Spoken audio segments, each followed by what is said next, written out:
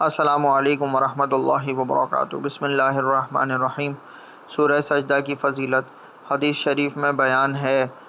حضور نبی کریم صلی اللہ علیہ وسلم سورہ سجدہ اور سورہ ملک پڑھے بغیر نہیں سویا کرتے تھے۔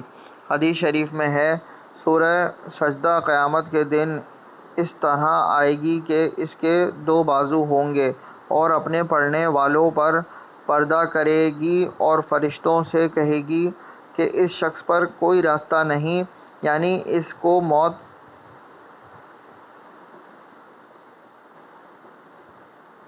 مت پکڑو، اسے چھوڑ دو۔